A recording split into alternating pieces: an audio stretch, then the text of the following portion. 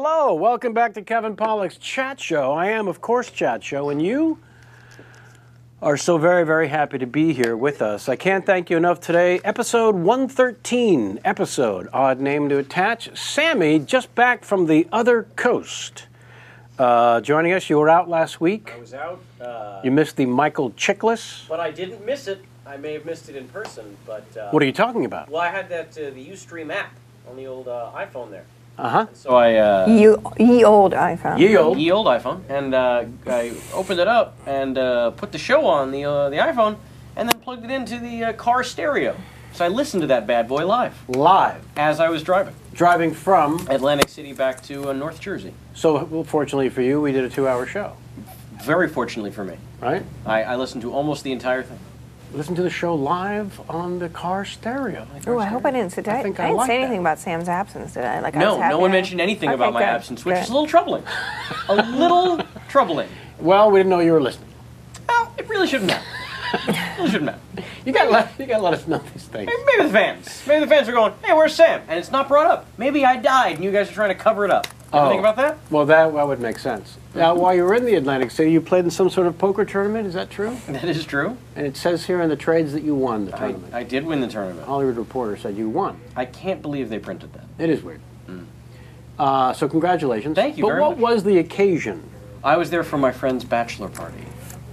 Uh-huh. Yeah, that's where you want to have it, is You were Atlantic just City. in Paris for the wedding from one of your best friends. This is the other one. So they're forcing you to travel the world Mm-hmm. while they insist on getting married. Yes. And so there's 3 of you? There are 3. You're the last remaining of the 3? I am the last holdout. Who is not in fact married. That is correct. All right, just checking. I'm not sure I got all And the how about you? Are you married? No. Oh, okay. Well then, let's We not, opted let's for the not- house. Let's not throw stones in these glass houses. How about that? We opted for a house instead. We just, that's right. That's exactly right, Jamie. Speaking of which, Jamie back on the men last show. She was, Oh my gosh, I was a mess. I think I spoke twice had herself because a tremendous illness. and She's Chickless recovered. thought I was dying. It was terrible. His reaction to that was really off-putting. He didn't seem to care. No.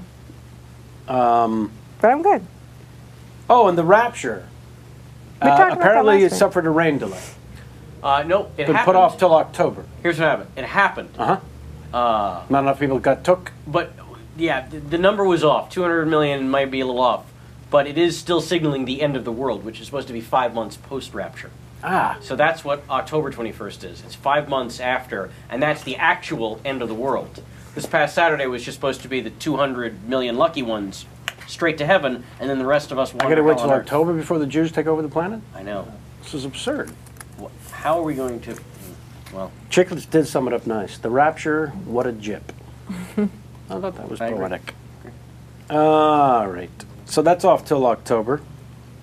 Big news update. The Sirius Radio is going to devote a channel to this show. There I said it. And the Hulu.com by summer, which is, I think, tomorrow. When is summer? Next week?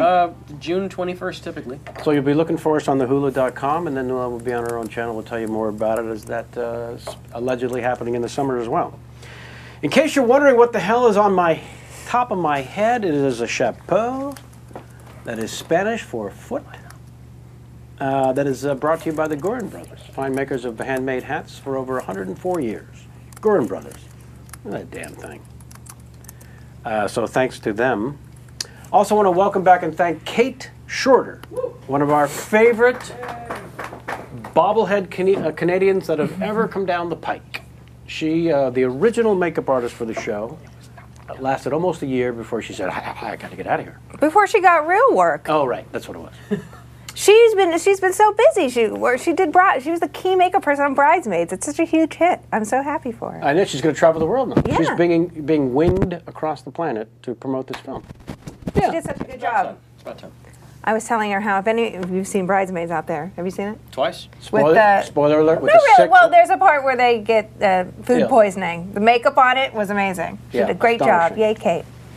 And that's one of your favorite things, the Gaff Squad, finding the non-continuity issues. I do. Look, the necklace I moved. I do.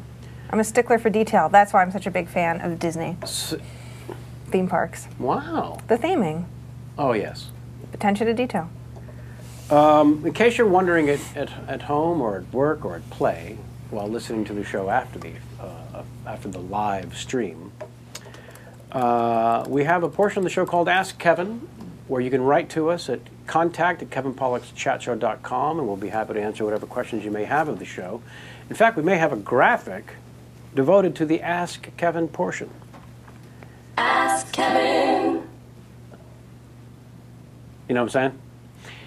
Steve asks, how excited has Jamie been to ride the updated version of Star Tours coming out this June? Are you going together for the first time?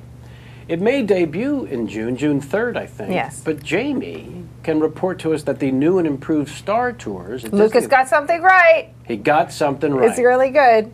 Yes, I went to a preview on Wednesday, and it desperately needed updated. The attraction was from 1988. It was only ever one show, like there was just one story you could get. Now there's 54 different story combinations. I rode the attraction 3 times. Right. I visited Hoth, Coruscant, Kashyyyk, Naboo. Now tell everyone what those are. Tatooine. And we also, Boba Fett chases around the Death Star. It was awesome. Dr. Chang can't wait. It's really good. He's It's so really excited. well done. Big thumbs up, apparently, for It's the really new good. ride. So there you go. It debuts June 3rd. And I don't. Maybe I might be crazy, but I swear when we landed on Hoth, the starship got a little colder. I think it got You think a they little might have colder. blown some cold air in I think so. the ride? Oh, I think so. Well, they're not above doing that. No, it's really well done, The and it's at alienation both thing. Disney World and Disneyland. So you right. can check it on each coast. There you go, Steve. This question comes to us from Mad Mitch, I-89. But I have to ask what it was like. But I have to ask, how was that to start a sentence? What it was like working with George Lucas on Willow. Your character was my favorite ever since I was a little girl. Was? What was it like working with George Lucas? Well, he produced the film. Ron Howard directed it. Although there was one day that Ron Howard had some family issue and he had to leave the shoot for the day, and George Lucas directed. So Rick Overton and I were the 2 brownies. This way! No, this way! A little 7-inch, 7-inch, and he would be 9-inch tall, because he's considerably taller than me. Sure. And we were in post-production. They shot the whole film in Wales and New Zealand, and we got a biggest green screen back then, soundstage in the world at the Lucas Ranch. And Ron Howard would basically yell at us as we Land of the Giants type sets that we were having to careen around, and he would yell, "Okay, there's a big hand coming down. Look out! It's coming over your right shoulder!" And just yelling every take. I thought, this is a strange way to make movies, it being my first film. And then after days and days and weeks of yelling by Opie, he had to leave, and then George Lucas came in and said, okay, action. And then Rick and I just kind of stood there waiting for someone to yell, and no one yelled, and then he said, okay, cut. I guess we got it. That was George Lucas directing. First film? Yes, it's the first film. Are Sam. we... Now look.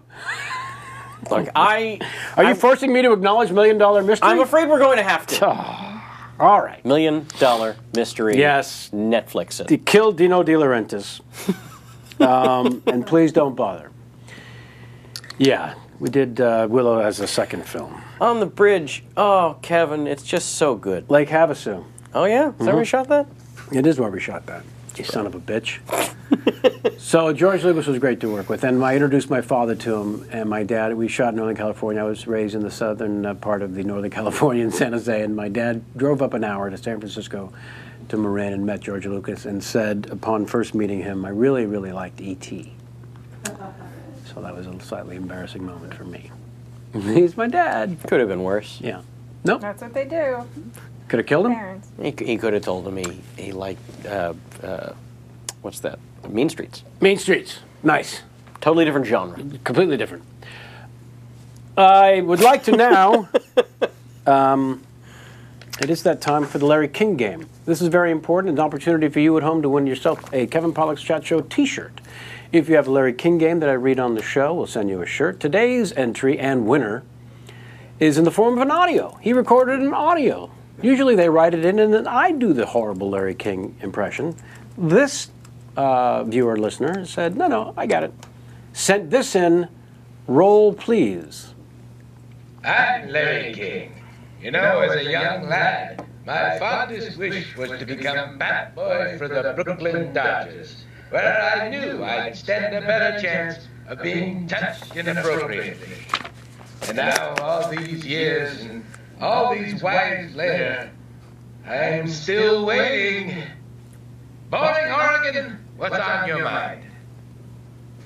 So Wow. thank you for that boring Oregon. Are we What's on- sure that was not Burn Piven back from the dead? Ah, yes. Quite. That sounded an awful lot. And there Well, was we a asked reference. people to do a bad Larry King, and that's his, Burn Piven is his bad Larry King. And there's a reference that only our over 55 crowd can enjoy. Yeah, you lost me. Really? Yeah. Jeremy's dad, Burn Piven, had this voice, gravelly voice. In No? what world did Jeremy's father have this voice? The Was he in acting- show business? The acting world, very much. Really? Yeah. What part did he play in anything? Yes. I got one that you have to know. He's in Being John Malkovich, As the... as in the short film explaining why the 7.5th floor is the 7.5th floor. He's the old man who explains to the little person that he's going to build her this floor. There you go. Never Kept have it those, current, just for you. Never have those 15 seconds back. Nope, they're gone forever. As if the opening credits and the last 12 minutes of amazing entertainment wasn't enough. I could talk more about the Wookiee planet of Kashyyyk if you want me to. I mean, You know, I'd like the opposite, actually. My guest today, thankfully, is a classically trained musician who plays 71 instruments. He co-founded and is the lead guitarist of the only fictitious rock band that somehow morphed out of satirical film and into touring rock and roll sensation, who now consistently sell out 5,000 to 6,000 seat arenas here in the States, as well as the Albert Hall in London, and even to 100,000 screaming fans at Wembley. My guest today also harbors a slew of other silly original characters, many of which were born during the creation of National Lampoon Radio, and later in such films as This is Spinal Tap, Waiting for Guffman, A Princess Bride, Best in Show, A Mighty Wind, For Your Consideration, and others. He's a man who would become the 5th Baron of Sailing in Essex and a hero to Ricky Gervais. Yet, above it all, he's a proud father to Annie and Tom. Please welcome one of my heroes, Mr. Christopher Guest. That was the laugh I wanted. Right there, a little chuckle to start things off. So, first 14 minutes, you've just got to think, what have I done? Actually, it took 3 before wondering what was going on. 71 instruments not accurate? None of the numbers are actually accurate. No. None of them. No. 5,000 to 6,000 seat arenas? Wembley is 78,000. Okay.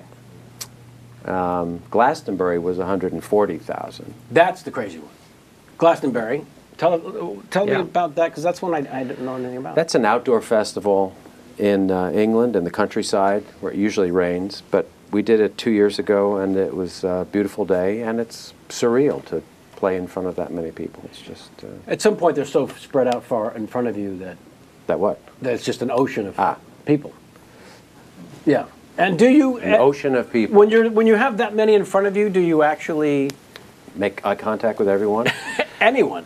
Yeah, the people in the front, the people in the back. It looks like a movie effect. Yeah. Looks like a CG thing. Right. Yeah, it's on. And so, but the fictitious band that became a touring real band. That's true. This has yeah. never happened before, am I wrong? I mean, seriously, selling tickets with legitimate music, that's completely original. The Stones? No.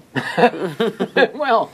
They were started on a dare, I think. No, it's true. But Michael McKean and I started playing music together in college and writing songs. So we were playing as musicians way before we did the movie. So it wasn't as if actors had done the movie, right? And then that wouldn't have been possible. So Yeah. we were. The only other fictitious band I could find that toured was the Monkees. But they didn't play. They had some help. Right, on the records. And live in person. Yeah, Yeah. they had some help. Yeah, we were actually playing, which is yeah. Do you the dossier says that you and McKean Dossier? Yeah. It says that you and McKean actually met up ridiculously early, like as early as 20, 21 years old. We were 19. 19. 20. In New York? In New York, yeah, at NYU. Yeah. So you just happened to be going to school at the same time? Just happened to be. Right. Yeah. And it was sort of one of those instant chemistry things. You like the same kind of music? Instant everything. He was funny. Yeah. He played the guitar. I was playing the guitar. It's amazing, actually, what things that I was surprised by. Arlo Guthrie, someone you also just happened to go to school with. Just happened to. The hell? What the hell? And so I was reading something where he said, what do you play? A guitar? No, I got the guitar. Here, you try the mandolin. Oh, yeah. Well, I went to school with him, a boarding school in Massachusetts, and knew he was going there, which is why I actually wanted to go there. This was before he was famous, but his dad was famous, so I thought this would be good. The kid of Woody Guthrie. Sure. How bad could it be? Yeah. He might know something. He might. So he said, do you play an instrument? I said, I do, guitar. And he said, I play guitar. So you won't He said, how about the mandolin? I said, I'll try that. He gave me this mandolin, and he said this was Woody's mandolin. Holy shit. Yeah. Just happened to be carrying around my father's mandolin. Would you mind playing that? Yeah, so that was a moment, yeah. Well, that suggests at that early age, boarding school, we're talking teens, you were not only aware of who Woody Guthrie were, you were a fan. Was that a style of music that... I liked all kinds of music at that point, and that was one of them. Because a lot of your training it seemed to be classical originally. Well, I had gone to a school called the High School of Music and Art, which is a serious music school in New York City for people who many times end up in symphony orchestras. That was not going to happen with me. No, I was a clarinet player, and that was no. That wasn't. No, that was not going to happen. So, were you? I mean, when you're out of school like that, and it has the history that it has that you just laid out, which is this is where you go to the school and then you go. Yeah, a lot of people funneled into orchestras. I knew that wasn't going to happen, and you played an instrument, and then they said, okay, you need to play another instrument as well. So I said, well, drums, any kind of drums, great. So timpani drums are the drums you hear in orchestras. The big round ones like this table. Sure. And I thought this is good because you basically just sit back there. Right. Right, and you read, and it says 90 measures rest, and then you go. And then another hour goes by. So one day, the conductor, the old guy, the old bitter teacher, said, all right, pointed to me, said, I want you to conduct while I'm going down the hall. I got to go That's grab what a I did. cigarette. I did the same thing. Well, you grab something. Yeah. I thought, here's my moment. Here's the moment. So this is the baton. Right. These are my keys, in fact. So 90-piece orchestra. What you do, go around, and this thing. Right. So now the baton goes flying back, and I do what happened there, and you hear, and then the guy comes back in as I'm looking for the thing. Right. Yeah. You're doing. Yeah, I wasn't going to remind me to get those. Yeah, that wasn't going to be good. You seized the moment to perform for your classmates. And I got a couple of laughs, but I also got more just I don't get it. Right. Why did you throw the thing behind you? Now, had you seen? You later did room service on the Broadway stage, but had you seen the Marx Brothers? That was a great. Wow. I like to throw them out casually. Yeah, well, give me a neck brace next time. I can. No, but the way that they would treat was it Margaret Dumont? The way, Sure. The way that they would treat her, being surrounded by the overly serious people. This seemed to be a very specific form of comedy, where for the funny people to. So when you mentioned your classmates saying, "Yeah, I don't get it. What are you doing?" Sure. Was there something about the overly serious setting? Do you think that maybe fueled the? I'm gonna. Well, I think. Yeah. Yeah. I think it just asks for that, in my case. Right. But most of the people were not heading where I was going. Right. They were practicing 8 hours a day. And it's an amazing discipline to continue. And that was not, I didn't have that in my DNA. Did you have any discipline in learning how to play the piano, for example? Because that seems... No, I practiced the clarinet. You have to be some kind of musician to get into the school, but I wasn't on the level of those other folks. You didn't have to audition, did you? Oh yeah, to get into the school. Oh man, Oh, it's a special school. Yeah, it's not just any, hey, Joe, come on in. Well, no, the guy who's throwing the baton. 14 years old. I go up there, and I played the Mozart Clarinet Concerto, and you know, absolutely, yeah. Well, so if you're there thinking there's no way I'm going to go on to a symphony or an orchestration. Yeah. What am I doing there then? Yeah. Well, that's why I left. I left. Also, they probably thought it was a good idea, but you found the door. So is it during this process that you decide you would rather be a professional baseball player, or what are you thinking? no, I think that had already died, that idea. When I was 10, I thought that was a possibility. Maybe 12. I thought that was a possibility. Being in New York, I thought Mantle only has so much time. Willie Mays. Willie Mays had already, was about to leave. Duke Snider, not interested. God bless him, or whatever they say when someone dies. Yeah. What? But you were fascinated by the game. Yes, very I played the game. I was a good athlete. Yeah. Shortstop? Center field. Sure. Shortstop. And so when you're playing center field, Yes, you're sir. thinking Willie Mays and who else? Mantle. Yeah. Mantle. I have the Mantle glove. I have the original glove I was given when I was 11 years old. Still have it at home. Still have it. Still have it. The Still one have with it. the giant thumb and the... Well, they're tiny. They were this big. They were these little, odd little things, yeah. They didn't wear helmets back then. No helmets, no. Right. No cups. We didn't have cups either. We used to put a saltine cracker in your pants, and you didn't question that. Right. It was weird. You just wore underwear, and some say, Joey or who would say, that works, it works, just put the saltine in. Got your crackers, kid? And you'd say, whoa, I mean, it's... How would that work? What were the physics behind that? Well, if Mantle's doing it, is probably what you thought. Well, it's hard for a kid to love a game, play the game, and give up that dream. Was that indeed... I mean, was there Well, Kevin, it's not that hard. It's done by virtually everyone except for 4 people every year. But I mean, it's... was there a coach that said, kid, don't, or you just knew for yourself? No. Growing up in New York City, there's no grass. First of all. So we were playing on the street. Okay. So the ball had electrical tape in it, and it was, after 3 hits, it was gone. Right. Yeah, it wasn't. I can't say I was so close I could touch it. Let's not say that. Okay? Right. Yeah. You didn't play organized in school. Not that I know of. No. There was no. Too busy with the clarinet. Yeah.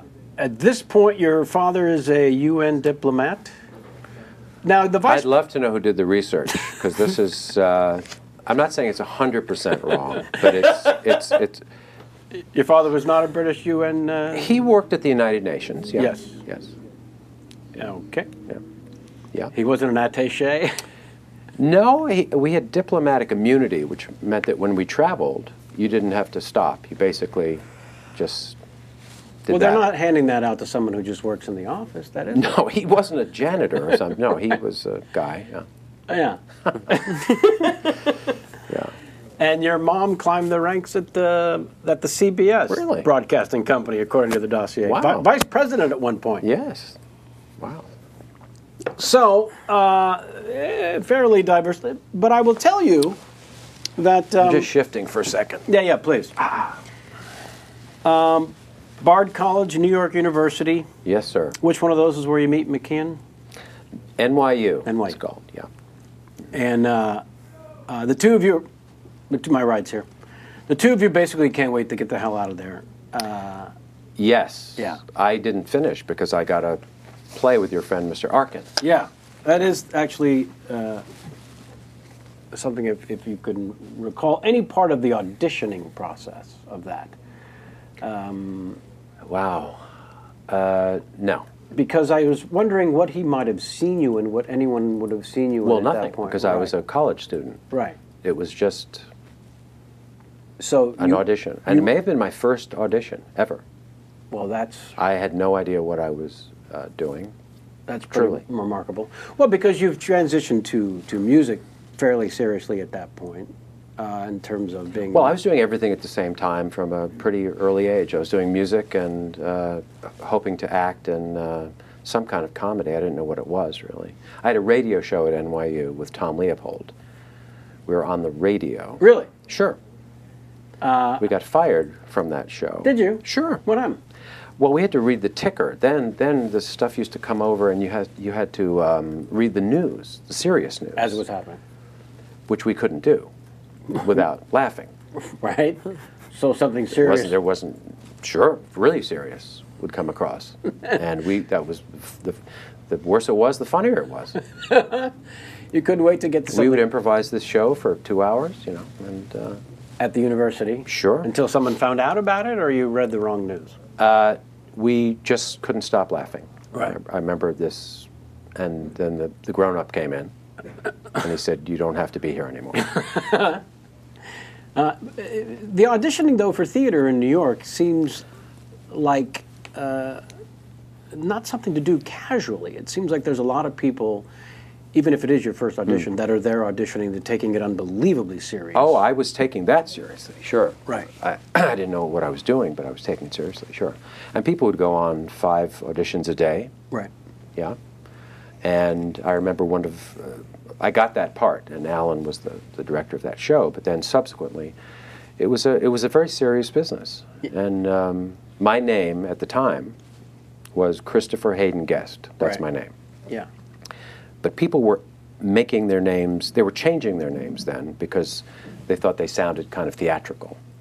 Changing the names to? Well, their name was whatever, and then they would change it to something that was Brian Wedgeworth Cummings. The sound of them. So I remember going to this audition for something, and the guy had the paper. Uh-huh. This is the paper. My Christopher Hayden Guest. Mm-hmm. Good one. I said, what do you mean? Nothing, And he thought that I had changed it from, whatever, Bernie Melman or whatever. And I said, that's actually my name. Mm-hmm. And I actually then was so intimidated, I actually took out the middle name. Because you didn't want to get called on this again by some idiot. No. Oh, there's God. backbone. Yeah. So I. That was how you dropped the Hayden. Absolutely. From that jerk. Sure. I maybe too sensitive. A little bit. Yeah. Well. Still, that's pretty ridiculous that he would give anyway. So serve up that ad. Little Murders Mm. was the name of the off-Broadway play. That's true. You were 21. Yes, sir. You want me to read this stuff? It might go faster. What was Alan Arkin like when you were in rehearsals in terms of directing? How aware were you of his work? Deep. He was the guy. Yeah. Unbelievable. He was the guy, and it turned out that he lived a few blocks from me. After we became great friends. Oh, he was just a legend, And he'd come from Second City, and he was very one of the founders, really, of Second City. First group, and very different than any other actor. Where he came from to get where he had to go was in a very different way than conventional actor. Yeah. And how open was he about all that stuff during the process? I mean, he said to me once, in his way, yeah. He said, don't ever listen to what any director ever tells you, except me. I said, okay. Now, did he mean you have your own instincts, or was he trying? I think he meant that, and he was trying to be funny. And he was I trying think, to be funny. yeah. Yeah, I remember having one of the very first jobs I ever did. Somebody said, "You've either had a tremendous amount of training or none whatsoever." And I thought, well, this guy's an idiot. I mean, if you literally can't tell between those two things. Yeah. But early on, someone said, "Yeah, don't let whatever you have. It's not from training." So, you're at school for music. Were you doing plays in school? I mean, the idea of auditioning. Yeah. No, it was a serious acting school. This was called the School of the Arts at the time. Again, a major audition to get in there. They took 50 kids out of 2,000 kids. It was some real serious deal. They said at the audition, "Are you willing to give your blood for the theater?" And I, my blood, I'm 19. What are you talking about? Yeah. Very serious, there were some great teachers, and then there's an aspect of it that was incredibly pretentious, too. There was a guy who was probably 21 walking around with a cape and a walking stick that had a lion's head. Just kind of. He didn't get his ass beat on it. No, and they all thought he was a genius. Sure. And, of course, ultimately, never worked ever for a day. But there's a discrepancy between academic theater and then theater, where you go and you work and You actually do it. you do it. And I did that for 5 or 6 years in New York before I got into whatever the other thing I do, the Lampoon. Well, yeah, and also you're spending summers in the family's homeland of London, England. I am occasionally, yes. And you're discovering the Goons, I'm assuming? I knew of the Goons fairly early. Yeah. Through probably friends, yeah. Beyond Fringe and... Well, I met those guys when I was 12. Holy crap. And that was a big influence, a huge influence, because I thought these are the smartest people I've ever met, and they're funny. As a 12-year-old? Yeah, what a concept. And I ultimately worked as an assistant director for Jonathan Miller when he directed a film in London. But that was a real departure in comedy, I think. That was which set Python up, and it set a bunch of things in motion, I think. Oh, yeah. Yeah. Cook and Moore. Yeah, Alan Bennett, who became a great playwright and author. Yeah. How is it the 12-year-old gets in and meets and works? Oh, Who made that introduction? Yeah, I think they may have known someone in my family. I can't remember really how that worked, but they came to do their show on Broadway, and Jonathan Miller stayed with us during that time for a while, and got to know him, and it was amazing. He's still he directs operas mostly now. He's a smart man. So at a pretty formidable time in your life, you Yeah. get turned on to subversive comedy, in a sense. Yeah, I wouldn't even say that was subversive, only in that they were so smart, just in the sense that they were smart. It wasn't subversive the way, I can't think of any real subversive people. Well, I don't know. The Goons were subversive in the sense that was anti-establishment and so on. Kind of anarchy in a sense. This wasn't. This was just smart and funny, which was an interesting concept. Yeah, your comedic tastes seem to be forged at that time, because I know even to this day the idea of the sort of silly goofball antics of something like The Hangover and these kind of pedestrian. Well, I guess I tend to. Crude is not something that's. I'm not as attracted to broad stuff as I am to other kinds of stuff, I guess. Not even from Benny Hill. Well, wow. How about it?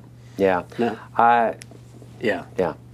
Well, what about some of the more classic early silent film comedians that were pretty broad? Well, there's different kinds of broadness, I guess. Right. You could say that slapstick is broad, except the context of it isn't. So, Laurel and Hardy, Buster Keaton, there's an intelligence Harold behind Lloyd. There's something else going on there. Right. There's also especially with Laurel and Hardy, there's a empathy. That they have this bizarre relationship where they're both stupid, but they both think that, or at least certainly Ollie thinks that he knows what's going on. Yeah. Yeah. The intelligence and ego that comes from a character who's actually an idiot can't be beat. Yeah. No, it's a yeah. That seems like that might have been the thing that Ricky Gervais connected to, because that seems to be quite prevalent and important to his comedy I as think well. So, yeah. I read when you saw the British original version of The Office, that really spoke to you in a huge way. Yes. I mean, that character. The whole thing. Yeah. It's astonishing work, as his extras and everything he does. It's remarkable. Were you aware at that point of his one-hit wonder 80s glam rock?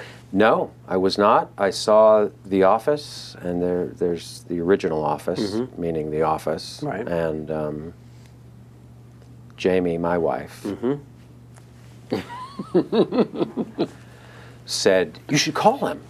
I said, "I don't know him." Right. My wife is very effusive and actually likes meeting people. Will say hello to someone at a party. Will actually mingle, And I said, I don't know him. Call. I actually called him. got his thing, got the information. And in 5 seconds, it was as if we had known each other for our whole lives. It was one of the great connections, and we've been close for a long time now. Yeah. It doesn't happen often in one's life. It does not, no. Yeah. No. Yeah, because I looked at the video that he did a couple of sit-downs, one with you, Oh, yeah? one with Larry David. I haven't seen those, but I take your word for it. Yeah, in his office, the two of you chatted in London. Okay. Yeah, there were several cameras around at the time. Okay, sure. He got up and went to the bathroom for the opening, and you Did said, he? I don't remember. I honestly don't remember Yeah. much. Yeah.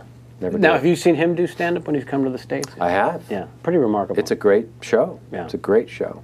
Yeah. I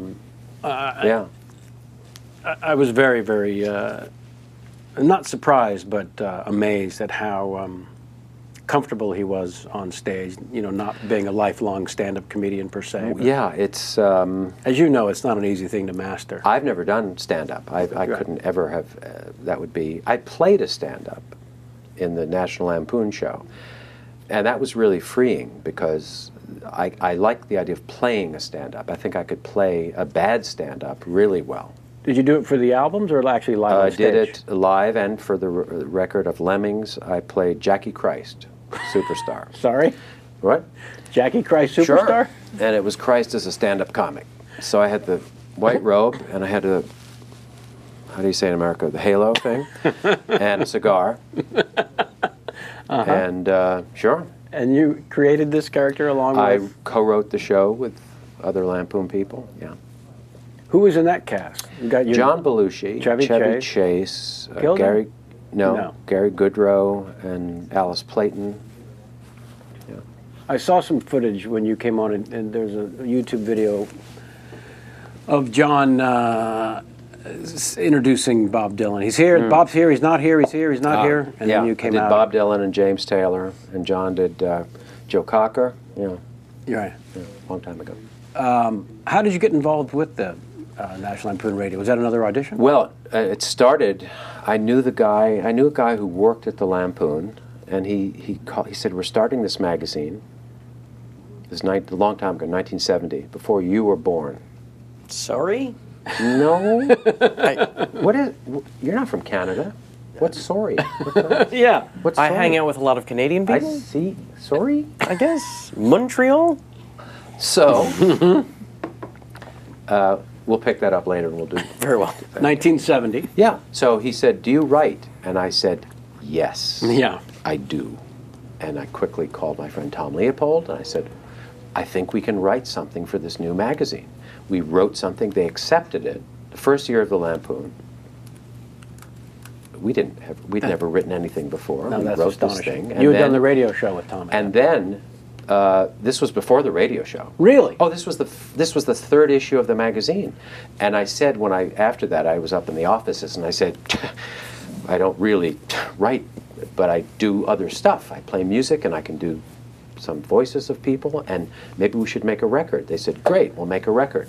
So we did an album or two, and then we had a radio show, and then we made 6 albums, and we did this show that lasted for a year in New York, and Right. No, I meant you and Tom had done the college radio show prior. I didn't know what you meant, Yeah, so yeah, I that's just what I- continued talking. But I mean, you guys had that experience of improvising radio for 2 hours. Yes, well, I improvised with Michael McKean, not knowing that we were improvising. Right. On the bus, because we shared an apartment in the village, and we would take the bus and we would do shtick. Just riff characters. And by the time we got there, we were cooking pretty well, and Yeah. no one told me what that was called. Yeah. So I was never in an improv group, and yet all the movies I've done have been unscripted films, other than The Princess Bride and things like that.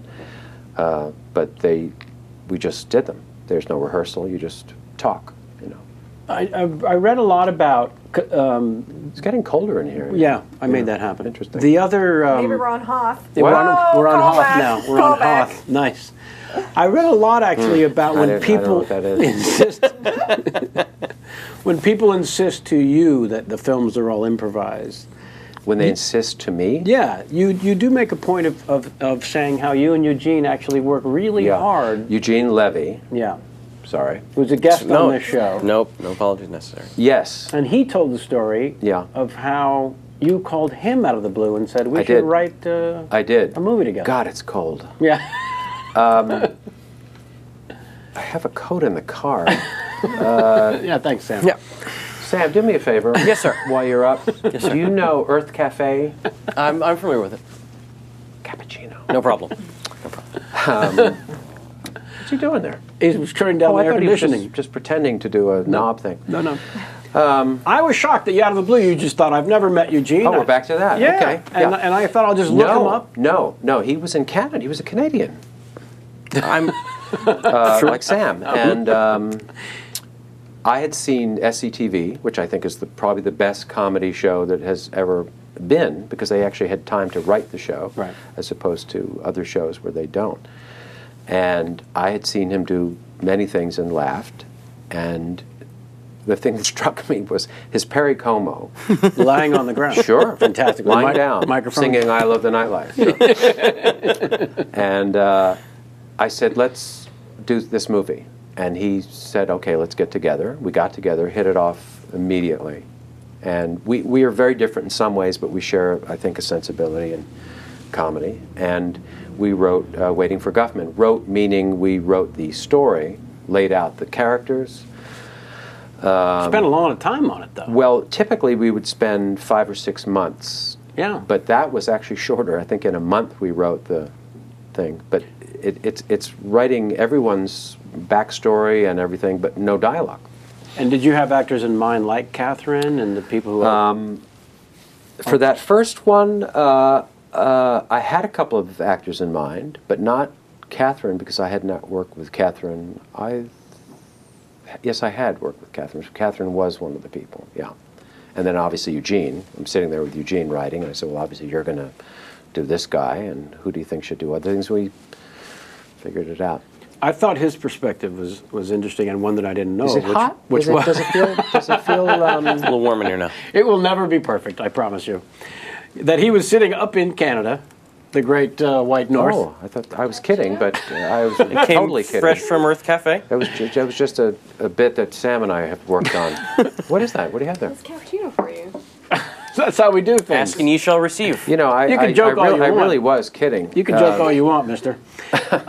Maybe this will keep me warm. Yeah, yeah. I'll just put these It's no saltine, but it'll do the job. That's right. See, I'm putting the packets in here, and it's a Insulation. yeah. But he's sitting up there in the Now great it's white slipping. north. Now and they're he slipping down. He gets a call from you out of the blue. Who's this now? Eugene Levy. Okay, we're still on And then that. he goes to the airport, and Yes. next thing he knows, he's Does in he? a car with a stranger driving upstate New York to a cabin of yours. where No, you're- not upstate New Not at York. all. Research. No.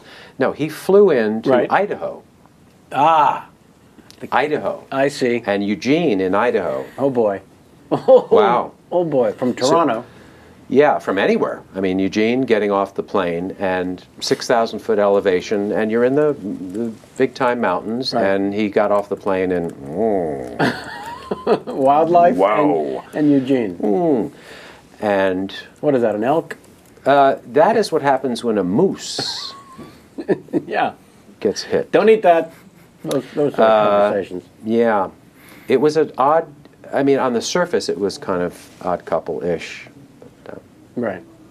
And it's been a pretty great work relationship since. He's a good guy to work with. He's really smart. Obviously, he's funny. Pretty serious and- about his golf. He goes out there. He goes out there, yeah. You guys golf together during We that? don't golf together. No. No. Won't happen. It's in the contract. I see. Yeah.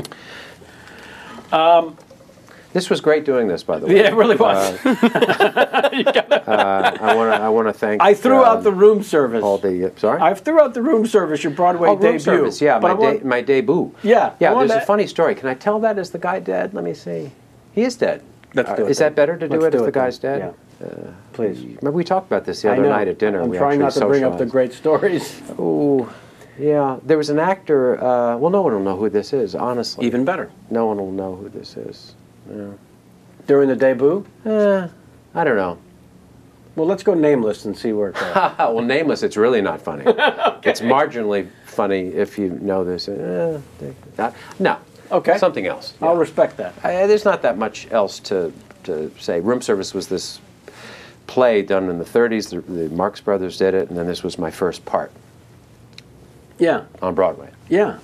I wanted to. Okay, I'll mention the guy's name. Please. So his name is Dick Shawn. Oh my God. You One of the few who died on you stage. don't know who that is. No, he does. He's Come a on. student. He's a student. So Dick Shawn was a comedian, mostly a comedian of an odd ilk. Very odd. I don't know how you would really describe what he did. Very original. Very weird. He was not an actor in the sense that you didn't want to give him lines and put him in a play, which someone did apparently. There was he replaced someone in this show. And when the original star of the show, Mr. Ron Liebman, left, Norma Ray. I took over the part from having a small part of the playwright part, the young guy, and Mr. Shawn took over Ron Liebman's part.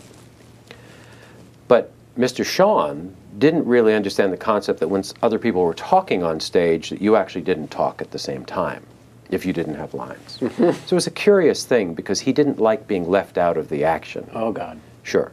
So someone would be talking, and he would be upstage of them, upstage meaning behind them, and would be making sounds. He would do this, or he would do, or just sounds, because watch me, even though there were things, right. He originated upstaging. So it was odd, and one night there's a food fight scene,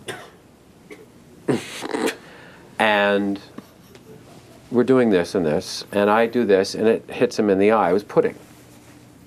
And he does this. This is on Broadway, so this wasn't a rehearsal. He does this. Oh, that's great, kid. That's great. Really good. These aren't the lines in the show, by the way. They're actually lines that are written that you say. When you do a play, you rehearse the lines, and you say those lines. That's great, kid. That's really good. Nice work. Oh, my God. And then he took the whole thing and threw it, the whole plate, and threw it at me. Very mature. Yeah. He died on stage during a play. He died. Right. Apparently the curtain came up and he was lying down, and people thought it was funny because he didn't move, and then... I thought it was part of his act. And they did, yeah. Part of a shtick. Yeah, he was an odd guy, yeah. I heard nothing but odd things. Yeah, anyway, that was... I think this is cold now, probably. Gotta Let's be. see. Can you tell me the year when you were starring with Dick Shawn? Which of these plays opened that same season? Play It Again, Sam, Jesus Christ Superstar, or Norman, Is That You? Well, ask the guy that knows all these things. How the hell would I know? Superstar? I wouldn't have a clue. 1970. Sure. I wouldn't know that. I don't know anything about show business. No, I really don't. I'm sure you know more about, well, not literally, but in the sense... Certainly not. In Dates. the sense... Dates. I don't know dates, and I don't remember things that I've done. I don't... When you said the thing I did with Ricky, I don't remember that. Wow. No. So were you going to plays and shows? Well, I did plays, but I didn't go to that much theater. Yeah. There wasn't that much happening in theater that interests you as a... Well, it was mostly... maybe that's the reason. Yeah. Yeah. Because at this point, you're 22, you're starting already with the National Lampoon, right? I'd been with the Lampoon since 1970, I started, yeah. Right. So is there a time when there's a day job, or just right into... No, never had a regular job. Right. No, the only job I had, well, I took money at the door at the Village Vanguard, which is a famous jazz club. You weren't working there, you just took money. I just took money. It was a summer job, and I knew the owner. Right. And he said, people come in, and then they give you the $350, and then you give them the change. How hard could that be? And how hard was it? Hard. It was unbelievably hard. Here's the problem. Party of three? Party of one was hard. No, math, I had a math deficit, an issue with math in my head. I probably could have done it with a thing. And lo and behold, first party in, 5 people. You're fine. And always out-of-towners. And they're coming to see you. Hey, let's go see this guy. That'll be good. You play the trumpet. So the guy comes down. He's got 5 people. How you doing, boy? Good. All right, how much is it? And he gives me thing, and I give him just something back. and I hope that it's, and then he leaves. And then then there's this pause, and I think, oh, God, in my head, I'm working this out. 5, oh. Now I go in the club, music's playing, loud, you know. I gave you the wrong change. Oh, that's honest of you, and he gives me a tip for being honest. And I am just sweating. And I go out now, party of 6. Now, you think I might have learned from no. Comes in, thing, his money, okay, and he goes in, and now I go, oh, geez, okay, I did it again. They sit next to the other people. Sure. So now I have to turn my back to the other guy because he thinks this is a bit now. Right. And I say, sorry, I can't hear you. What? I didn't give you the right. Okay. And fortunately, this guy didn't hear me. Right. Yeah. So this job was going well. Yeah. Then a guy comes in, just walks past me. I go, ho, ho, ho, buddy, whoa, whoa, whoa. It was Bill Evans. And the owner said, no, you don't stop Bill Evans from coming in the club. He's a famous jazz piano player. Yeah, don't stop so the it was performer. a combination of those two things. So about 2 weeks later, Yeah. You quit. Oh, I didn't quit. I think I went back to something else. Right. Yeah, but I never really had a regular job, much of a job. And the one that you just described went horribly. Yeah. Well, I mean, let's be these honest. things are still in my. Yep. Those packets are still in there. May I ask a quick question? Sure, sure. Who's speaking? Is this a caller? Come in.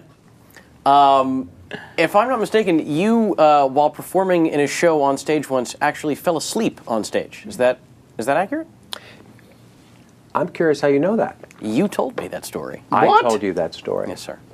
Sam, all due respect. Was this when we were driving cross country? This was in between Omaha and Dallas. You're right. It was. And you told we me had this. right. There was a dairy. Yes, I was in Little Murders. I was going to college from 9 in the morning till 6 at night, running home, making what some people would call a sandwich, running to the theater 8 shows a week. I was exhausted. I'd been doing it for 5 months. Scene where I'm lying down on the couch, fell asleep. Now, Fell asleep. How Now, do you you don't hear wake stories up? of John Gielgud falling asleep. I'm not comparing myself to John Gielgud. well, I'll say one thing. During King Lear. John, babe.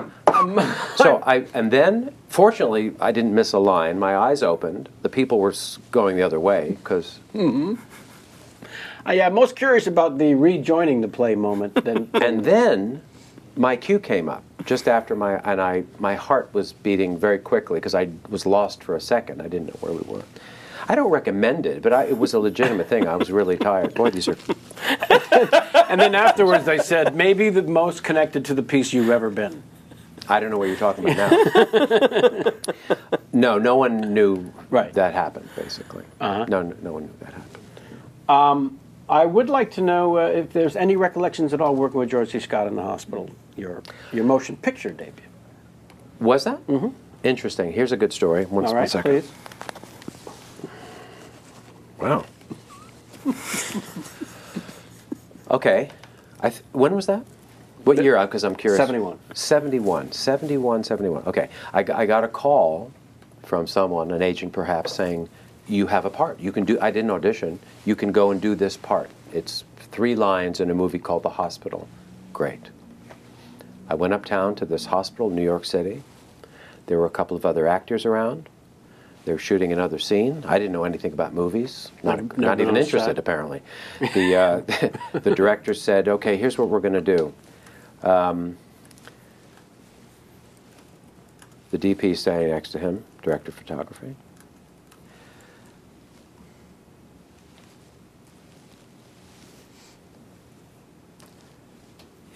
And the DP is doing this now. And now you hear an AD saying, we have to get back to the other scene. Okay. Now they come back 20 minutes later, and he says, and I say, because I don't know anything, what if Oh, wow. What if we just come in here like this? And I mean, this is naive beyond belief. And he doesn't react in a way which is basically you're fired, thank you, or anything. He just looks very like something else is going on in his mind. He's very perplexed, and they just all leave.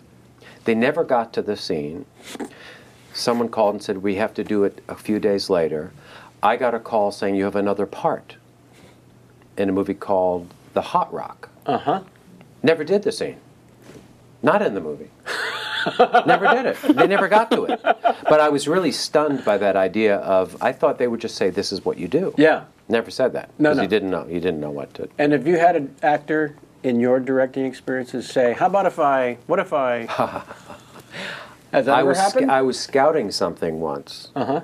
It was at the Veterans Administration. I was directing something.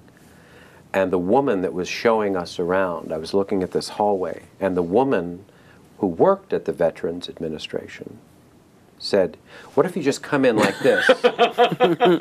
I swear. Oh, my God. I said, yeah, that would, not having any idea of what we were doing. I said, that would be good. I'll do that. I'll do this. I'll come in like this. That's what I'll do. You have to laugh at that point. Hot Rock with Robert Redford. Yes, sir. Yeah. Sure. Someone big directed that. Sammy? Mr. Yates. Ah. Peter Yates. Who passed last year. Yes, got a it. really talented man. And Truly again, they talented. said, you can do this thing, two lines, whatever it was. That was the first 70. lines I think I ever had in a movie. No, there was another movie. You would know this better than I. Yes, sir. Chris, we met outside. There was another movie. I truly don't know the chronology of this. There's a movie, a horrible movie about the guy that kills people with Charles Bronson. Death Wish. Death Wish. Was that before or after? I don't remember. Just before. Interesting. Anyway, I had this penchant clearly for not understanding the boundary between a person with two lines. So on the Hot Rock, I was standing around, and I think I may have actually been interested in the way they were shooting. And I'm really near the camera. And I'm just a guy in a policeman's thing. And Redford's talking with Peter Yates, and he's saying, I think what might work for us is it, and then I'm there. And is if we go behind and then do some sort of reveal later. And Redford says yes, and then I'm still there. And I say to him, that's a really nice watch. No, you Sure I do. What are you talking about? And he says, thank you. And Redford's wearing the same watch. And I said, that's the same watch. And Redford says, yes. And there's this moment. Yeah. And then I wander off. Sure. And I went home and I thought, that was a great watch. I'm going to get that watch. And I saved up for 2 years and kept putting money down at this place, and I bought this watch, which I still have. I bought that watch in 1972.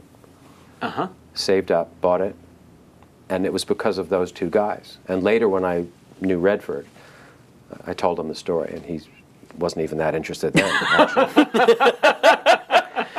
But That's a really nice watch, you said, to the director discussing the scene with the actor. I really knew my place. Clearly, I really understood the dynamic of, they have... I'm just reversing it and picturing you directing on one of your movies. And having someone... And a day player saying, well, standing there. Well, this did happen. An extra came up to me. And an extra came up to me. I was doing a movie called... Now I need you for everything. Attack of the 50-Foot Woman. Daryl Hannah. Daryl Hannah. And again, now I was doing this for real, not literally, but it looks better when you're doing this. Right. And I said to the DP, Russell Carpenter, who won an Academy Award for Titanic, actually, I said, if we, and there's a guy standing there. He was a stand-in. Oh, that's He beautiful. said, how much is one of those? I said, what's that? And I have a viewfinder. Right. I said, I guess about $500. I don't know. So if we, what is that? And he said, and what about that thing? I said, well, this is a light meter. I don't. It's not my light meter. But How much would that be? I guess it would be $1,000. I don't know. And he's writing this down. He's writing it down, and then he leaves me alone for a while, and then later in the day, what? And okay, now at the end of the day, this is true. He comes up and he has this pad, and he said, "So, if I had $1,800, I could be a director." Oh, no, what? Swear. Is that his way of... Honestly, and it was not meant to be funny, and I said, "Right, good." So anyway, now we're really. He wasn't making He a was a comment. stand-in. No, The difference between me and you is $1,800. that's it. That was the deal. Oh, man. Sad thing is he was right, but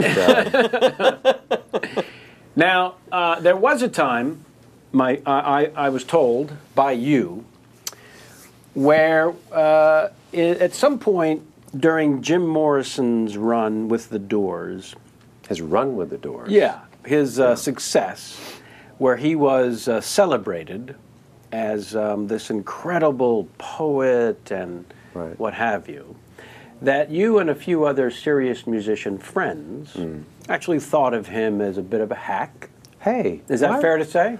Well, And if he had lived today, he'd be doing jingles on the radio.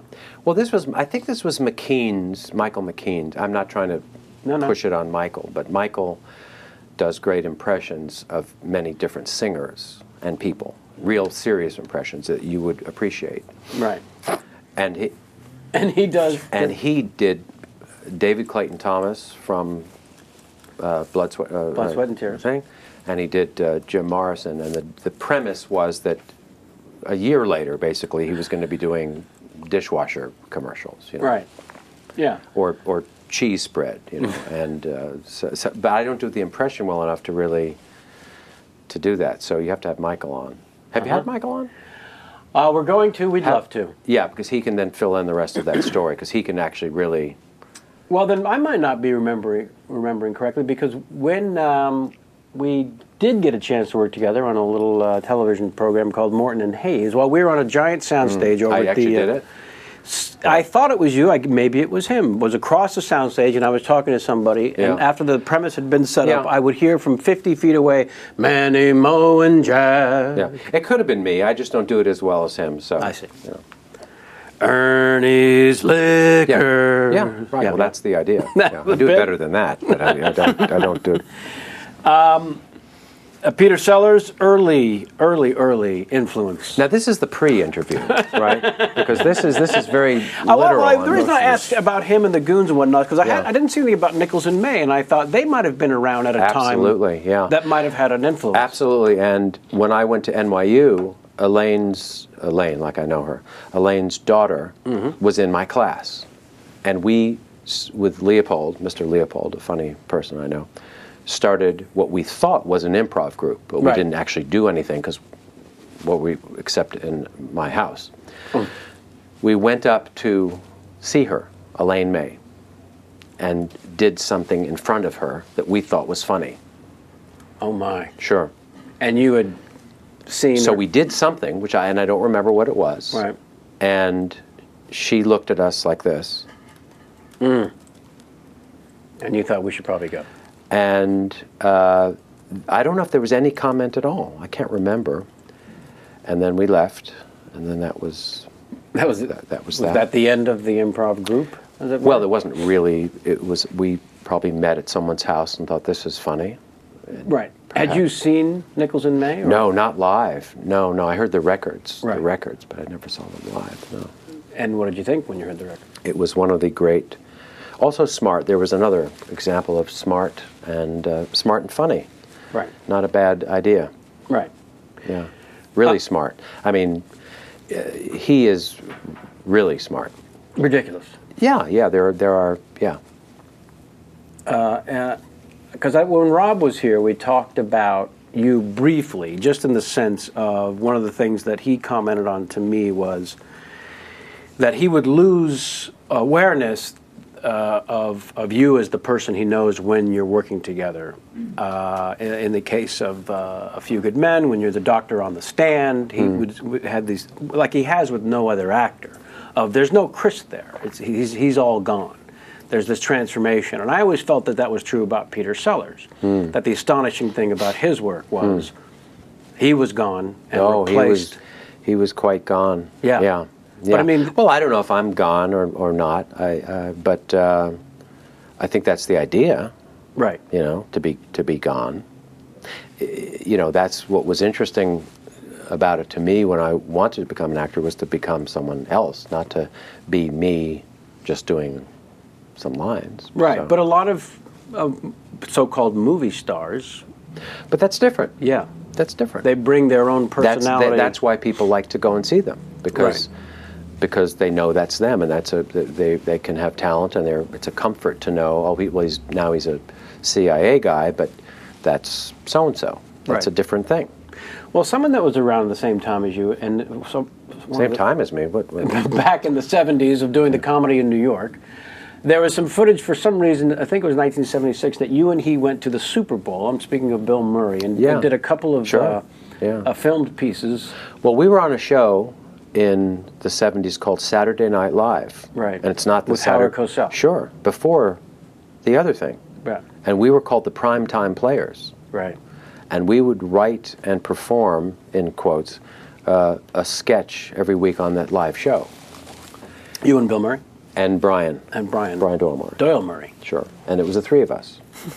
And at some point someone said, can you guys come down to the Super Bowl and do this weird thing? It was TV, it was called. It was before cable. It was before... Oh, yeah. And we posed as real fans. And when they were cutting it, because the people who were cutting it didn't know, we were just beginning actors, they thought, oh, this is gold. Look at these idiots here. Yeah. And it was us. Right. So it kind of succeeded from that standpoint. I don't know if I ever saw the final thing, but... Well, you're kind of, at some point, you're talking to, like he was talking to Pat Summerall. I really don't have much recall, but we got to go to the Super Bowl. Yeah, you came off as sort of jackass. Yeah, well, that was the idea. Right. Yeah. But now here's a guy, in the case of Bill Murray, who at times will get lost, but very rarely, most of the time, he's bringing sort of this charm and personality to his roles. Right. And so I guess that was the astounding part, that someone otherwise thought of as being ridiculously funny when taking on a dramatic role completely vanishes. But I wondered if Peter Sellers might not have inspired that at some point. Oh, I think probably without question. Yeah. No question. Yeah. And I got to meet him when I was 16 or 17. No, 18. 17 or 18. And he was definitely one of my idols. I mean, it was just... What was the auspices of this meeting? This was the movie that Jonathan Miller was directing, Alice in Wonderland in London for the BBC. And I got to be Jonathan's assistant. He said, Peter Sellers is working today. It was Michael Redgrave, John Gielgud, Peter Cook, ridiculous cast. I mean, insane. All the great English actors. And I met Ravi Shankar, who wrote the music, and... Did you have a sense as a 16-year-old? Yes, like, absolutely. This is Mount Rushmore. Absolutely. Ridiculous. Absolutely. I kept a journal, which I found recently, of that experience. It was... You kept a journal? I did. Jesus. Yeah. A real long journal every day. Detailed. Yeah. And what was that like to read? It was all these years It later? was amazingly coherent. I was shocked. I was shocked at how coherent it was, because now I couldn't do that, I don't think. Is that something you did afterwards, keeping the journal? No. Ridiculous happenstance that... Yeah. The thing with Howard Cosell, first of all, he's a bit of an enigma. I mean, he was just this ridiculous character... Sure, yeah. In sports broadcasting. Right. Who was sort of legendary in terms of his moment in the sun in show business. Yeah, he had a run there. He had a 10-year run or so. What part of the production or pre-production process was he in that version of Saturday Night Live? Oh, the other show. You mean? Rune Arledge was a sports guy at ABC, and he executive produced this show. Right. And someone thought this was a good idea. It wasn't a good idea. Howard was not comfortable doing this. He didn't like it. He liked us, strangely. He thought we were funny, so that was a blessing, because we'd have been fired immediately. Sure. We had these weird ideas, and Howard said, let them do it. It's funny, Roon. You know, and he would think we'd do it, but it was a very uncomfortably bad show. We did that. I think we did 15 shows or something live. You know. Who was the sort of main producer who actually did, produce the show and sort of organize the? Alan King / and Rupert Hitzig. Yeah, sure, Alan King. Alan King, the comedian Alan King. Alan King. Actually producing. Well, organizing sketches and deciding. No. There was a head writer. Right. An older guy who was a head writer, and we would sit in on some of those things just because we thought it was kind of fun. Bob Hope was on the show, and he said, do you guys want to write a joke for Bob Hope? So I wrote a joke for Bob Hope that actually Bob Hope, did. Any chance you remember that joke? I do remember it. It's not a particularly funny joke, but it was appropriate to the scene. He was supposed to be the oldest football player in the world. Mm-hmm. And I remember writing 2 jokes. I think one of them got on in this terrible sketch, really. But one of them was, well, he should have Roman numerals on the back. And the other one, they should take him on the field in a stretcher. And those worked with that kind of thing that he was doing. Sure. So, yeah. But what a thrill. George Burns. What about him? On the show, and then hanging out with George Burns when you're young. And he sitting there watching us rehearse in his dressing gown with a cigar in the theater that they did the Honeymooners in.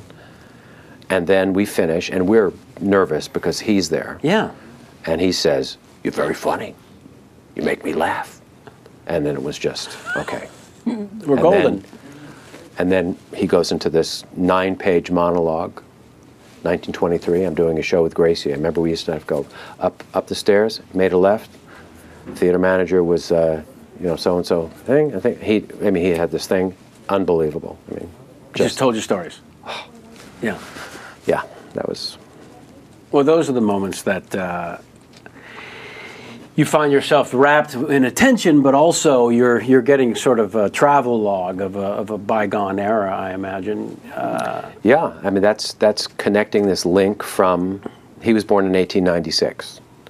So it's connecting this link from truly the earliest vaudeville, 1905, 1910, to this surreal thing where you actually get to overlap that person. Really weird, yeah. What a lot of people probably don't know is that the first song written for Spinal Tap was a part of the TV show. Yes. Yeah. Rob Reiner was doing a show for ABC, a pilot. I guess. Harry Shearer was one of the writers. Billy Crystal was one of the writers. I was brought in with Tom Leopold to be writers and performers, and Albert Brooks, Michael McKean, Martin Mull. How is this not the funniest show in the history of time? Well, it was a clever concept. Some of it was funny, I think. The idea was that Rob was just sitting there flipping. You saw this hand come in, and we would just do every show that he kept flipping the remote thing. And so then we would do the commercials, we would do whatever, and then he'd land on something for a while, and then it would go to the next thing. We did all those things. And one show. Wow. Yeah. Didn't have the right support or what have you. Whatever those reasons are. There's 100 of them. So a lot has been said about how the ideas of Spinal Tap sort of came about, but that notion of you guys all have a musical background. You all have the ability to play instruments, to write songs, to perform them. Mm. The incredible fun of having your way with these particular characters. You talk about sort of playing the idiot. Nigel is, for all intents and purposes. Well, he's more of a simpleton. Well, he's not the smartest person, but I think you have to combine the idea that they think they're more interesting than they are. There's another overlay, because if you're just playing an idiot, maybe it's not so interesting. No, so I think it's interesting if they're deluded as well. I think that helps, Yeah. And that band thinks that they're bigger than they conceptually. What was funny to us writing those songs was that the Stonehenge song that I wrote with Michael McKean has this as if they know about history, as if they're doing some mystical thing. It's not just about effect. And then the trick is to write a song that's actually a good song, and on some level where people like the music, and so that was the challenge with that. But playing a person that's not so smart is always fun, because in comedy, what's funny about doing things right? What's funny about the smart person? You have to find a way to. So playing that guy was really easy for me. In the sense of past history, the success the band may have had earlier when we meet them, that allows you all the confidence and false ego to as brief as that was. Yeah. Right. As brief as that was, that allowed these characters to think that they. Right. Yeah. But that's interesting that when you're writing the songs, they do have to be great songs. I mean, they have to be good songs, because who wants to hear just, Yeah, you're writing what seems to be purposely bad, and at the same time. Well, it's bad in the concept. The music isn't bad. It's not played badly. Yeah, it's just more subtle and more interesting, I guess, than. Because it's easy to write a bad song, but it's not so easy to write a song that, in that context, I guess. There's a great deal of it's improvised. Yes, it is. Scenes were set up, and we'll just do this, and we're going to get to there, and then you sit and go. Right. So that when the moment and I know that so much of this is quoted back to a point of got to be obnoxious, but when Rob's reading the review, it was one of the moments where I felt was so ridiculously real and instantly funny because of it. And he says the review was just 2 words: shit sandwich. Right. It was one of the few times that your character sort of laughed. Well, I don't know if I'd heard that. Right. I don't believe that I'd heard what he was going to. Yeah, that's certainly the way it seems. Read. Yeah.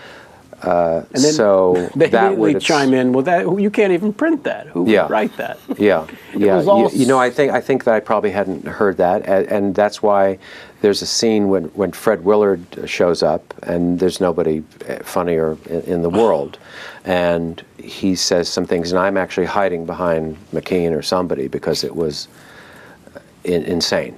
Because when he goes off, then that's the end.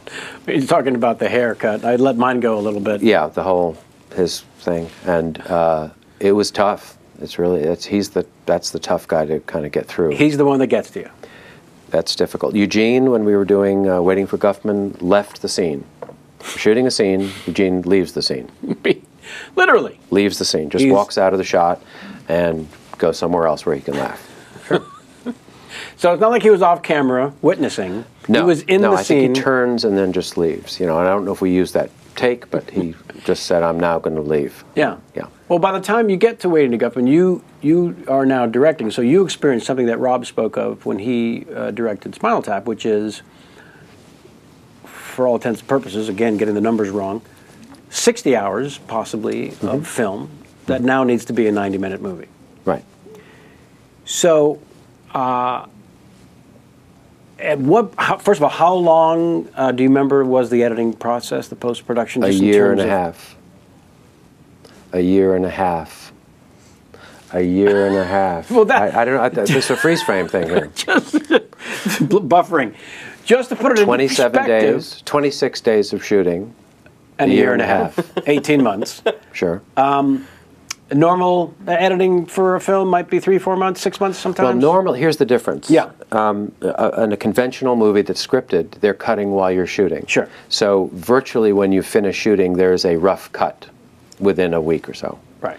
I don't look at anything until we're all done. There's no point, because I can't possibly, every day there's 10 hours of footage, so I can't, basically. So, and just let it so roll. we shoot it, and then I sit and look at everything with the editor, and then we start to work.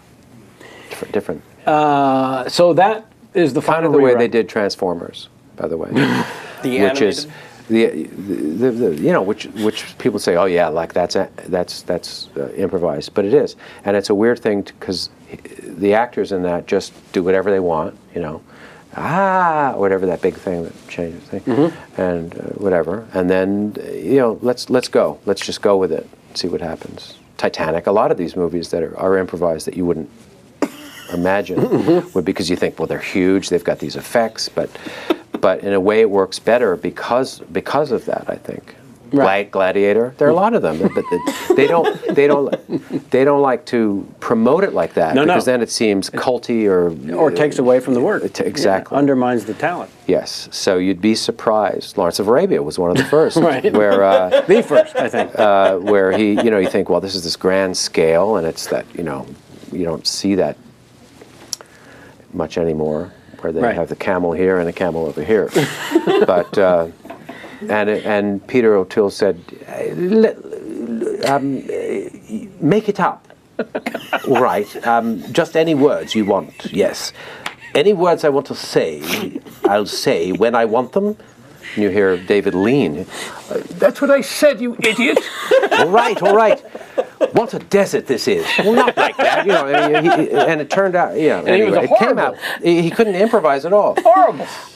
So you're a camel, are you? No, not, Don't speak to cut. You said to say whatever words I wanted. How should I know? Anyway. Yeah. Well, that's just it. This has been great. I mean, this is... Yeah, that's all it is. But I'm just, look, there's abject freedom to do and say whatever you want, and then there's the making something of it. When you have 60 hours of footage to cut from... Well, you have to understand, this isn't just people yakking away. There's a really serious timeline. Sure. There's scene to scene to scene to scene. You know the story. And you and Eugene have worked it out ahead of time. It's all been worked out Right. in the beginning. So you're not doing 100 takes. They're doing 2 takes, maybe, Right. but it's up to me, and there's a lot of funny stuff. Immediately it goes away. There's not even, it's brutal because it doesn't serve the story. The story is the important thing. There are going to be funny things in it. Well, all right. Well, then let's speak to that, because It just has to. You have to tell the story, and it's not going to go in a million different directions. In the case of Best in Show, you meet people. There's the show. It can't suddenly go to it's not crazy sort of just people yakking away. Yeah, it's very it's a serious kind of. It's more linear than. It's very linear, and yet the dialogue is open. But those people are so good at that they can work within that context. Right. And perhaps the most difficult part, one would think, is to kill those babies, as they say, to have these ridiculously funny scenes. Not at all. No, not tough. It isn't, because there's plenty of funny stuff, and you just have to tell the story. Right. It's not even. Oh, I wish. It really isn't. It's just, this is what it has to be. Right. Catherine O'Hara. Is there anyone? No. Of a female. Well. That you've worked with who? I've been very fortunate to have incredible actors in the films that I've did. Great talents. I mean, just hugely. Jane Lynch. And, Jennifer Coolidge. And, oh my. I mean, Parker Posey and Fred, and it goes on, and McKean and Harry, whoever. Catherine is a special, when we, for your consideration, was really her film. Yeah. And it started out, Eugene and I sat down and we said, this is Catherine's movie. Okay, now let's develop this. Right. Because there's no one else could have done that. And she's on another, level of something. I would say the Parker Posey find is a bit of a revelation in that group. I met Parker, and I don't audition people. There is no audition. I talk to people for a period of time. She's not known for being an improviser. She's not at all. Yeah. No. But most of these people hadn't improvised on camera, and that's very different than doing it in a club or a group. Whether you're a groundling or you're a Second City person, that's a very different dynamic. And there are people that can be good at that, and it doesn't translate necessarily to doing it on film. Yeah, they're on stage performing. It's a different thing. It's just, and so Parker, I met Parker, and I just had this sense. I said, "This is." And there's that moment. The first day was the day where she's in the Dairy Queen thing, and she's being interviewed. And I said, "You don't have to say anything." And there are no questions asked in these movies that seem like interviews. They just start talking. Oh, really? There are no questions. Oh, see, now that's incredible. I would have always thought they were There are no primed. questions. Nothing. That's ridiculous. Nothing. So they just action, and now they're talking. That's ridiculous. So I said to Parker, you don't have to be funny, and you don't have to say anything. And there's some great pauses in that scene she did where she says, I worked at the Dairy Queen for... And on film, you never get to see people take real time, organic time, because they're always cutting fast, and it's manipulated. Time is manipulated, and what I find funniest is really long stuff. Yeah. To me, that is what makes me laugh, is stuff that takes way too long. Right. Where you're watching behavior, And it was amazing to see her do that, and she was really fearless, Utterly fearless. Yeah. And so good. Yeah. Just instantly good. Yeah. Michael Hitchcock. Yeah. The two of them together. Don Lake. I mean, Yeah. there are so many people that are just so gifted. Chris Moynihan was a younger guy that I found who was in for your consideration, playing opposite Parker. And it's just crazy that these people can do this, It's just fun. Right before we went on the air with Fred Willard here at this table, he took off his shirt. Sure, of course. As I recall. In the seconds before his intro. The very seconds before, and started the interview with the shirt off. Of course. I need to know, please, a little bit when I have about to leave? your first trip to your seat at the House of Lords. Just a little bit. Why? Well, because I am so fascinated, because they did this awful movie version.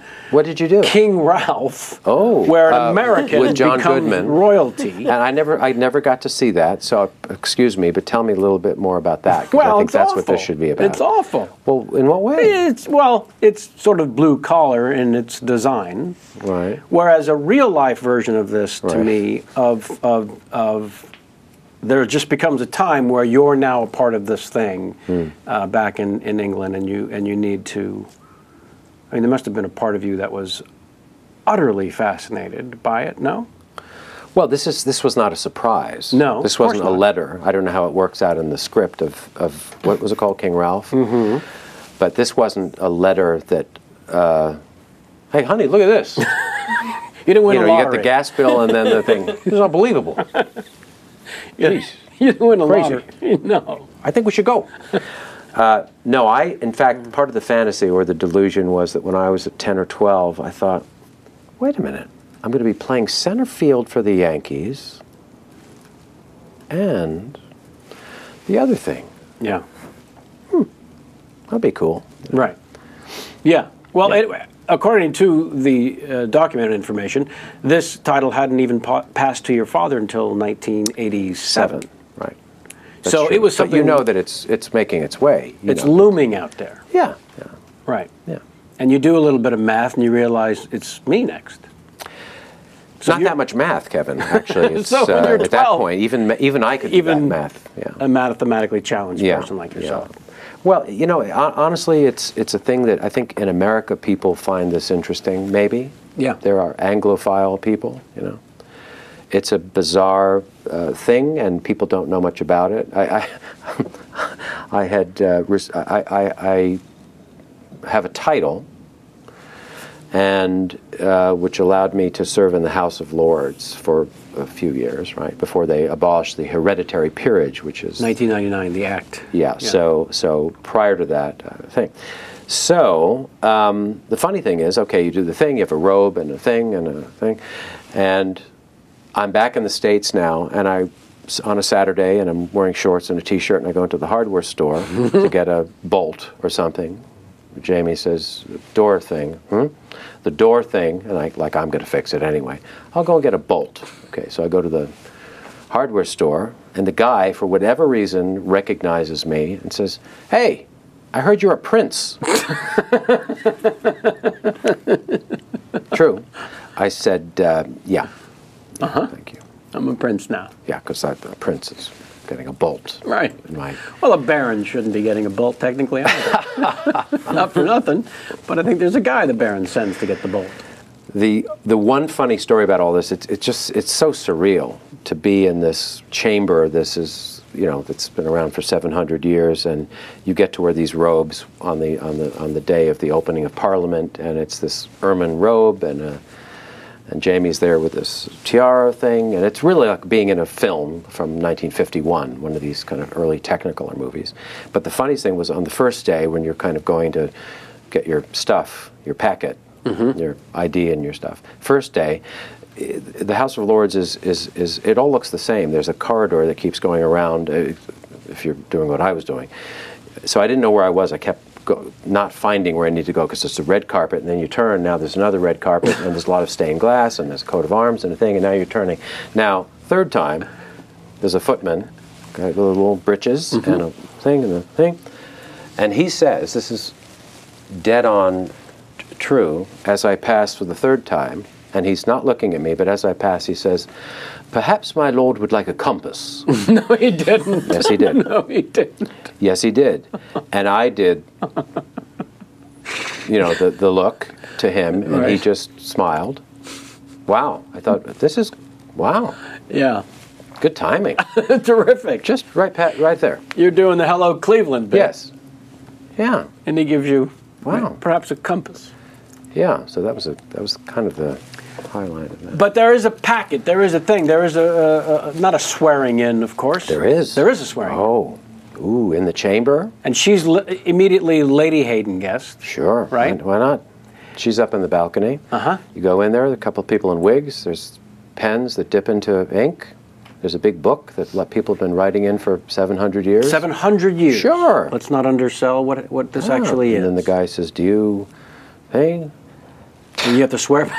Well, you can swear either said. doing a God thing or a non-God thing, and I chose the non-God thing for my own purposes. And then they do the "what you," and they do that thing, Right. and then he does the thing, and you then sign your thing, and he does the thing, and you leave. All right. You have to leave, and then you have to come in the same way you came in, and then your official thing. Sure. And it's a governing board.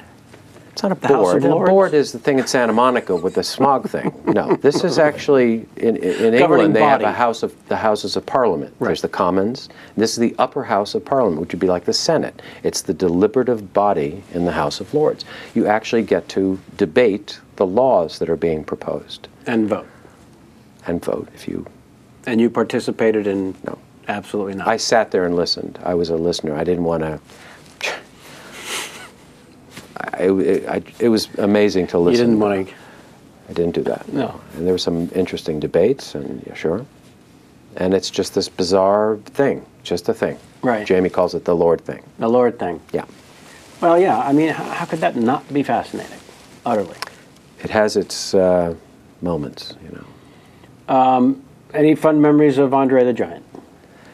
Got to be one. Good segue. Well, we're over in the Europeans. I talk about him a lot because my son likes that movie. I have a 15-year-old son, and since he was a kid, he watched a movie called The Princess Bride, which Rob Reiner directed and William Goldman wrote. Wonderful script.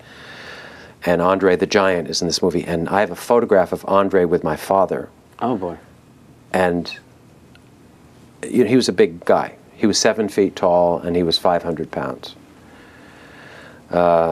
And so everyone looks smaller. And every day I would make a point of shaking his hand because his hands it just felt so cool to have this thing. Lovely guy, sweet, gentle guy. Right. Yeah. But his hand literally bigger than the glove you kept. Oh, yeah. Feet were like this, like yours. Uh-huh. Yeah. And, but he had a bad back from wrestling, so he couldn't do much, actually. And he was supposed to catch Robin Wright at one point. She was falling from just a few feet, and they had to build a brace because he would have collapsed. He couldn't even hold her up. She was a pretty light woman. Oh, my. So he was in a lot of pain. He was in huge pain, actually. Right. Well, that's why he's half in the bag, most of it. Sorry? Wow, that's... Seems wow. uncalled for. Wow. It seems I mean, you uncalled said the same thing about Bogart in Treasury of the Sierra Madre. Yeah. Wow, just went right for the scalpel. Well, yeah. I think he had it coming. He's from another country, which is why he spoke that way. First of all. Right. Austria? No, I think he was from Belgium, and he spoke French and German and a bunch of languages, and it wasn't easy to understand him. That's for sure. Yeah. Mandy Patinkin, also not easy to.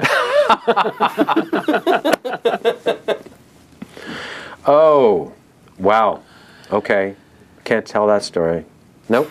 Okay, good. But after I will. Yeah, I will after. We talked to Rob about the sword fighting. That you guys all did your own, Yes. and there were tremendous weeks and months dedicated to that. Yes, I education. think 6 months with the guy. Sure. Yes. And then the funny. Did Rob tell that story? It's one of the. It's, to me, it's two things. Speaking of Mr. Patinkin. Yeah. Practicing with this gold medal guy from the British Sabre team Right. guy. I can't remember his name. Anderson, something. Doing the thing. Mandy's very intense. At one point, I said, "This is a movie, so you don't actually, have to get so close." We were rehearsing, and the sword went into my thigh. Did it? Sure. I said, "That's what I meant. So you don't actually have to. It's an illusion. This is a film. This didn't actually happen. This is we're pretending." And he was getting very close to my face. He was, because it was this stuff. I said, "You could be further away, and the camera, it's going to make it look like I was trying to think." Rob said, "Yes, that's true. You don't have. It's going to look like you're close to the thing." So I was. So just before we shot, I was kind of. Now the one thing I was doing while we were shooting was making the actual effects sounds, because I had done this my whole life as a kid. I don't know why I'm looking at you. I'm sorry. I don't have anything against you. Sure. So action, and I'm doing this. Cut. Rob says, "You don't have to make the sounds. We'll put that in later." I swear. I was so excited. 10 years old, you have a stick. Absolutely. That's what you do. Sure, I'm making the sound. Yeah. We're in a castle, a 600-year-old castle. I'm dressed like that, doing the thing, and I'm making the sounds. And Rob said none of the stunt guys' footage is in the film. It's all you guys. Well, the stuff that Except I for did. the leaping in the circles and Yes, but the that's actual true. sword Absolutely. fight. Yeah, well. Yeah. Well, that's got to feel great to work that hard at it and have it actually be used. Because usually you'll train for something and then, I'll let the guys come in and do it now. Right? That's it, huh? Naming your son What? Thomas Hayden Guest. Any concerns at all that terribly not bright people would think you're the father of Thomas Hayden Church? Let's see. Did that ever cross your mind when you went up to Thomas Hayden? Let's see. By the time he's 15. So let's say when he's 20. Thomas Hayden Church. That's a family name that everyone in my family has, going back a long way. So Yeah. I can't say that really came up in the deliberations. But thank you for. That never came up. No, that did not. I can't believe it. No. In fact, I'm not even sure if I do believe No. it. You want me to help you with that? Anyway? Yeah, if you could just help me clean up the papers. Yeah. No, this has been great. Yeah, I think you're done. I really think. No, there was one other thing. You have Why don't you read a list of everyone you've had on? great. Because I think it was 112 or something. 100, and that'll take up the remaining time, because I think we covered our. did this bit? Did the thing with the packets? Right? Cut to the young What people. else was there? Here it is. Whoa, another page. Yeah. Great-great-grandfather. This is fabulous. Great-great-grandfather, sure. Colonel. Yours? Colonel Albert Goldsmith. Yeah. Smid. Sure. As a One British, of mine, yeah. As a Born British in. soldier in 1895, Born in. founded the Jewish Lads and Girls Brigade. Born in. Oh, yeah. Born in. Tell us, please. Talmus. Tell us, yes. Born in India. What are you talking about? Born in Bombay. Well, how's that possible? You want to tell them? The British had the control of India. See? Look at you. Come on. Look at you. What No do you- college. You don't need. You don't need needs college. You're better than that. Cheers. God bless you. Yes, the Raj, the Brits had colonies all over the world. That I they knew. sent the military. My family, he was in the military. His thing with the military thing. He was there. Right. Wah wah wah. Bombay. Comes back. From a family on that side of my family from Germany that moved to Holland in the 1600s. that moved to England in mid-1700s. He comes from that He came from that side of the family. lineage. Yeah. My father's mother's side. Yeah. Are you okay with him trying to help the Jewish kids, the Jewish lads He wasn't and girls? helping the Jewish kids. It was a group of. It was. I think it was like the Boy Scout kind of. This still exists today. Yes, today it still exists to help still- immigrant children acclimate to life in the United Kingdom. That's what the Yeah. original foundation was set up for. Well, now you tell me. Sure. Yeah. It's still going on. He was the founder. Yeah. He was proud of the Jewish. He was one of the first Zionists. He was one of the very first Zionists turn of the century. Yeah. Right. And said that I will absolutely not impede my military career. And married a shiksa. Well, So it shows how serious he was about all that. he was an intelligent man as well. Whoa. Did you see what I did? Wow. Slide All against right. my people. Well, this has been great. Next week. Oh, you did LeVar Burton, right? You'll come back for the. Will Do you? people get second chances? No. No. As painful as it was, I can't thank you enough. I can't thank you enough. I Well, I can't- can, but Yeah. no, it was fun. It was great. And also for reintroducing me to golf. I hope that it continues. And if I can make a suggestion, at some point in the show, down the line, I Right. think you should show some footage. of me Definitely. on the What do you think? golf course. Jamie's not that Only interested he tucks in his shirt in. that. He has to tuck his shirt in. I know, he keeps forgetting. I think a little footage of that would be appropriate. Seriously. Appropriately humorous? No, just showing where you are in your life, you know. That whole- As the swing develops, the way you have the Yes, exactly. Yeah. locked frame Yeah, footage of, exactly. of a building going up. See? Look at you. All right. All right. Well, thank you all, and good night. All right. So last chance for the Larry King game. Oh, Please, don't be silly. No. As Alan Arkin. I'll do it as Kunta Kinte. Okay, even better. Even better. No. Wow, they're laughing through the wall. Yeah. What about this idea of soundproofing? That would be a weird thing. Would you take one question from the audience, please? This is a tweet 5 What are you reading? from the interwebs. Okay, World Wide Interweb? Live viewing audience has offered up a tweet 5, which is a 5 rapid fire questions, Coke or Pepsi, no correct answer. But it's specifically designed for you. And this one is from Gonna be fun. where's the graphic for the tweet 5? Have you worked with Dave Keckner? This I don't funny know who kid? that is. He's a very funny guy. Don't know who he is. At Teladenam, representative democracy or parliamentary government? Parliamentary government? Parliamentary government. That's a choice? These are two choices. Dem. All right. Nigel Tufnell or Alan Barrows? Nigel. 6 fingers or 5? 6. Bloodhound or terrier? 6. Terrible or awesome? What was the last one? Terrible, Terrible or awesome? What's the difference? Thank you. See? Oh, thank you so very much. You made it an hour and 44 minutes. I'm pretty astounded. Now you can sit there uncomfortably while I wrap things up. How about that? Okay. Are you asking me to sit here, or are you telling me that I have to pretty much? Well, I didn't quite get that. I'm asking if you wouldn't mind sitting Do I there. have another chance at those questions? Yes, once more. This one from the KPCPS, what? KPCD? KPCD, it says. Oh, did I do that? Yeah. The Obsolete Man. I loved your work with Michael O'Donoghue on the National Lampoon Radio Hour.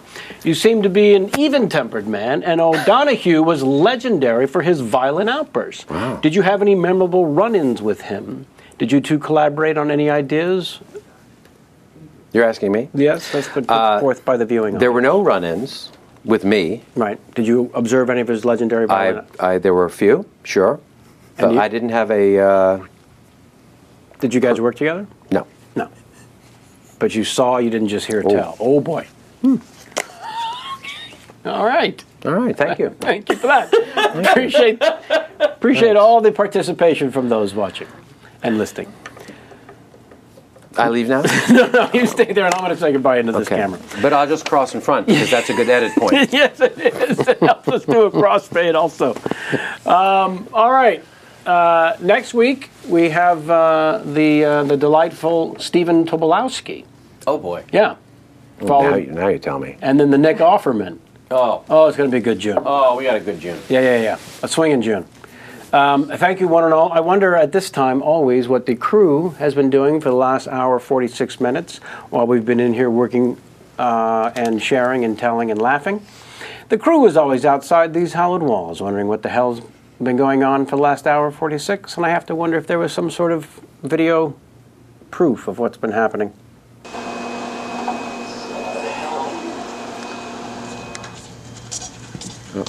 Terrible news, everyone. Well, actually, it's fucking great news. I can't smoke in here. I don't really care. I'm the new drummer for Spinal Tap, which means I don't need this fucking job anymore. I don't need you. I don't need you. And I especially don't need you, so fuck you guys. You do realize all the drummers of Spinal Tap have died in tragic accidents, right? Whatever, man. I don't really give a shit, because I'm gonna start tomorrow, so fuck this place. Rock and roll, baby. Rock and fucking roll. And then he goes. Yeah! Keeping the tradition of the drummers who explode. Wow. And once again, J. Mecca's Wile E. Coyote. Wow. You can't beat any of that. I love that effect. Yeah. It gets me every time. It is the perfect cheesy effect. It really is. It is a serious, beautiful slice of cheese. All right. Thank you, one and all. And a very special thanks to my guest, who stares on in disbelief. Until next week, and as always, get out of my face.